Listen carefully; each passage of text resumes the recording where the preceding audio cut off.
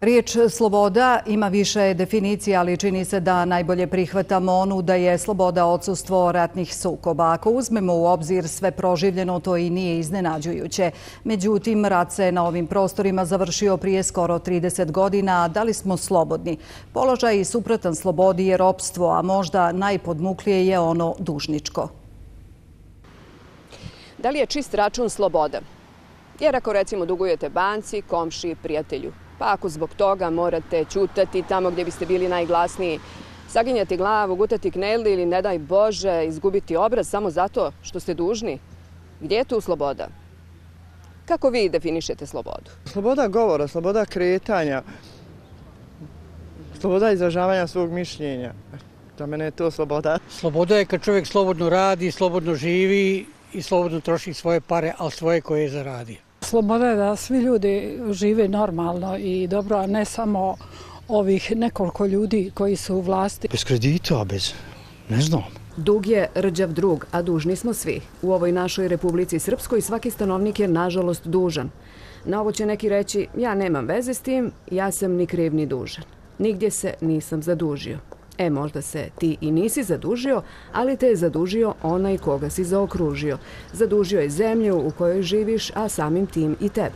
Dug Republike Srpske je premašio 6 milijardi, vjerojatno je mnogo i veći ako se gledaju garancije koje je dala vlada i dugovi lokalnih zajednica, javnih preduzeća i ustanova, a imajući u vidu da je ostalo ovdje maksimalno da živi 800.000 ljudi, onda vam govori da je to nevjerojatno velik dug. Ali zar zaista čovjek ne može biti slobodan u dužničkim okovima? Odmah da vam kažem, nije slobodan čovjek.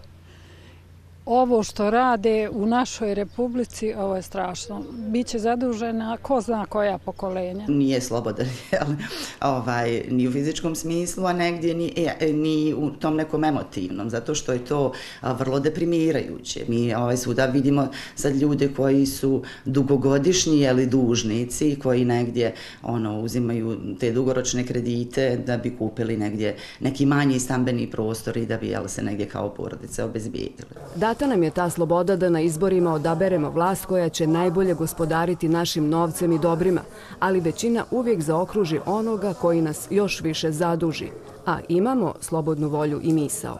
Nama mogu sve uzeti. Mogu nam uzeti sva materijalna bogatstva, mogu nam uzeti ono što volimo, mogu nam sve oduzeti, ali nam misao ne mogu uzeti. Misao je najveća energija.